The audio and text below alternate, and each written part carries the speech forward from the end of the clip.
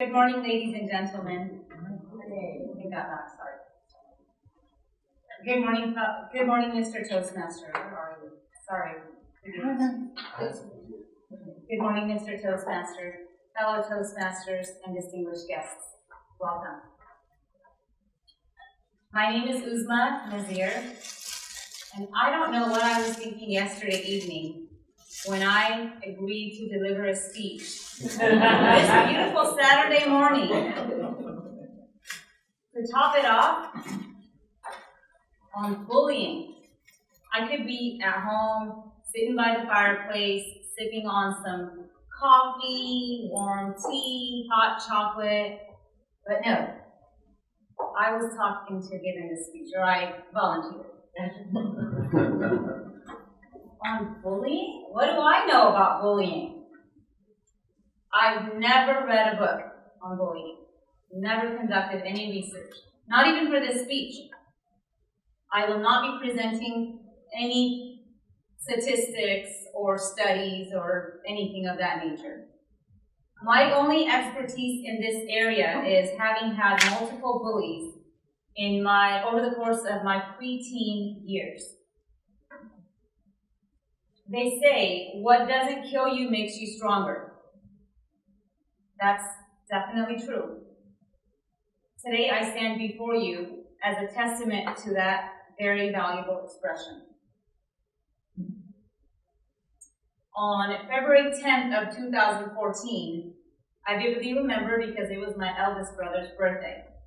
I went to the Hallmark in Elk Grove off Laguna Boulevard and East Austin Boulevard next to Bath and Body Works to get a card for my brother's birthday.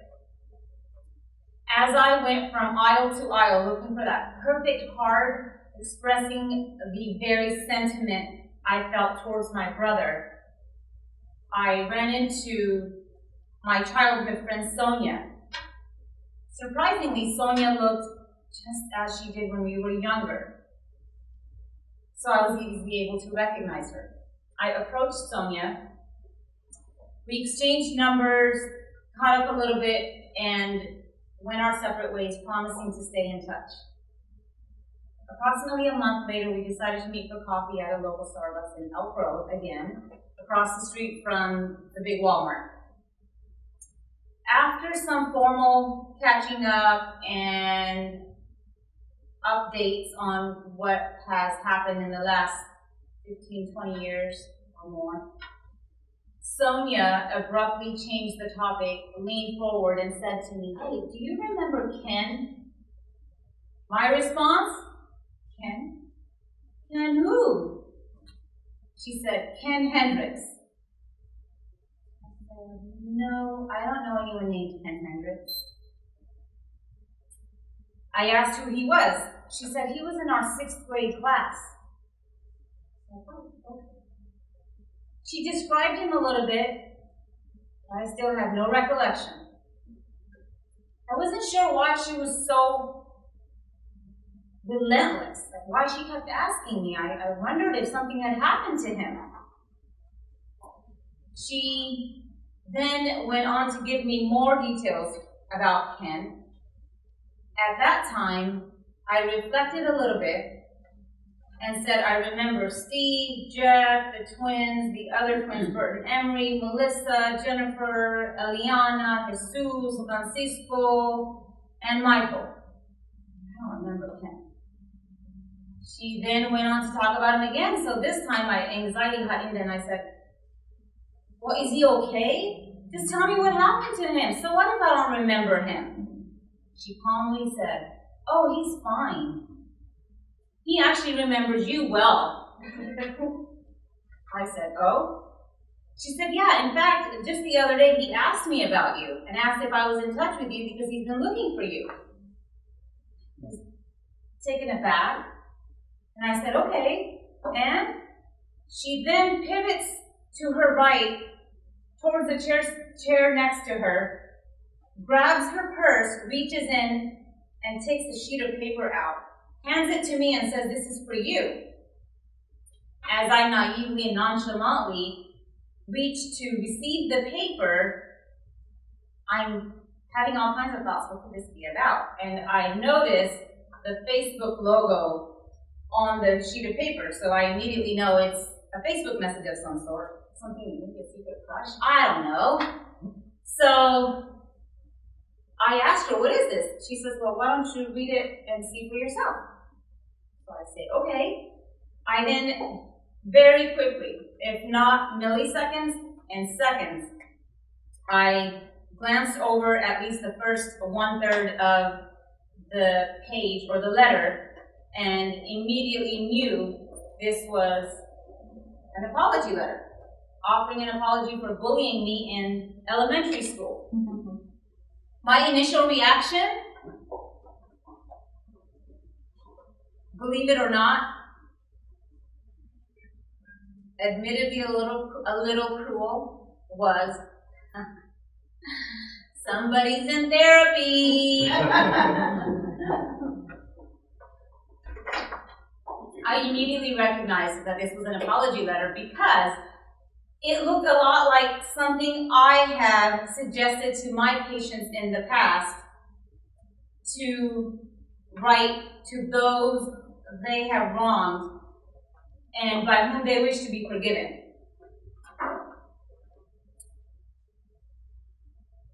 Howbeit, this letter did indicate that Ken was indeed in counseling, and his therapist recommended that he find the people whom he has hurt and apologize for the pain he caused.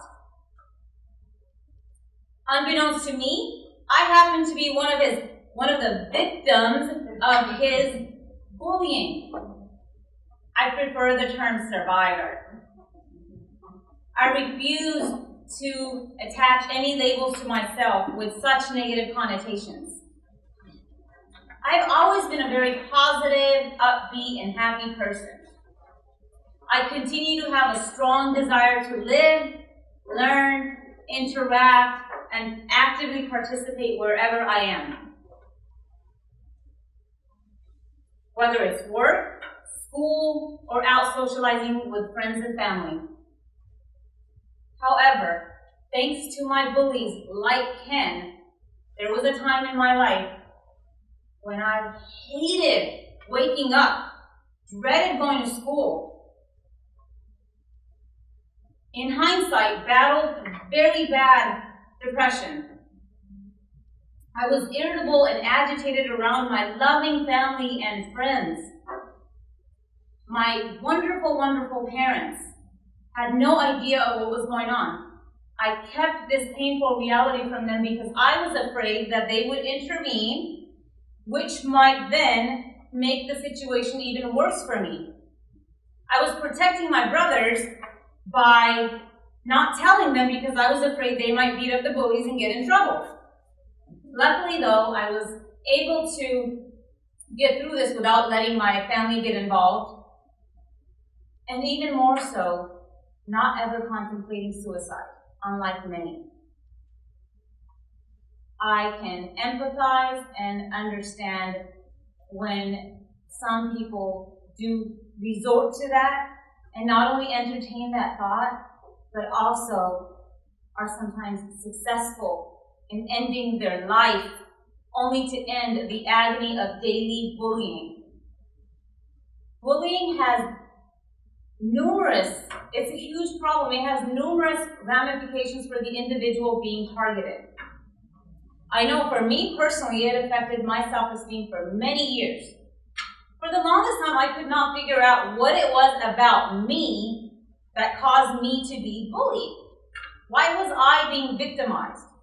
I had my family and friends telling me all the time I looked normal, I acted normal, I was very polite, I have always been well-mannered and kind, so I didn't know what it was specifically on my part that was triggering this, that was bringing this on to me. Of course, as time went on, I learned it had nothing to do with me. Bullies don't necessarily need a rhyme or reason to bully others. They don't even need to be provoked.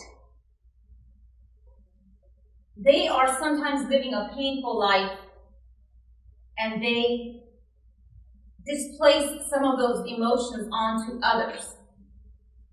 Ken did acknowledge this by referring to his stepfather.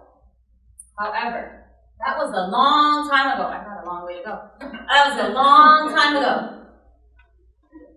3 days after my meeting with Sonia, it was a quiet Sunday afternoon. I was just trying to kill time, so I logged into my Facebook, and I noticed a message from Ken Hendricks and a Facebook ad request. I kindly accepted the request and responded to his message by saying, "Thank you for reaching out to me.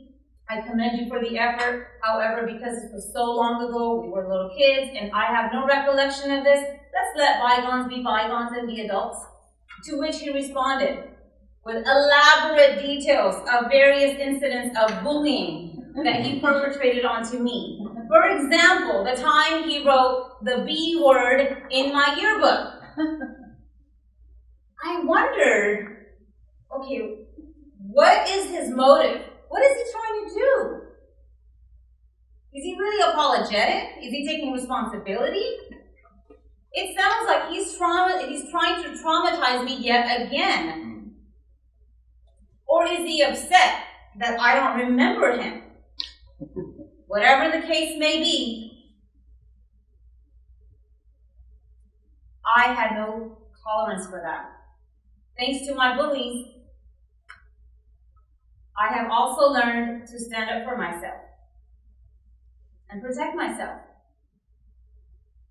I have no tolerance for bullying. So I wrote back to him saying,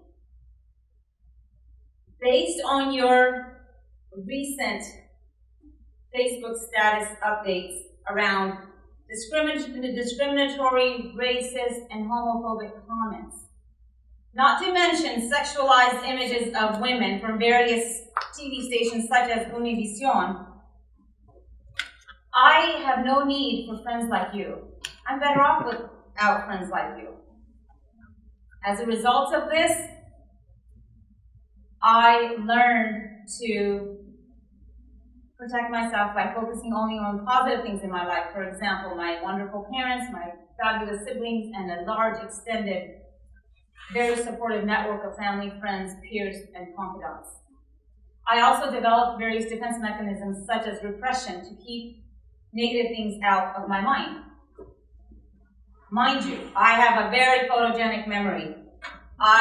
Unless I choose to, I almost never forget any details. I don't forget names or faces. So be careful what you say around me because I have warned you. So in addition to this adaptive coping technique, I also learned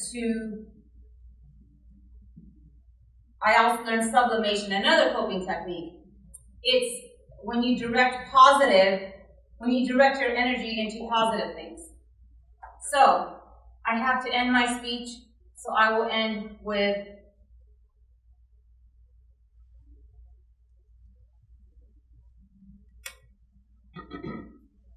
my glass is half full. It's always half full. It always will be half full.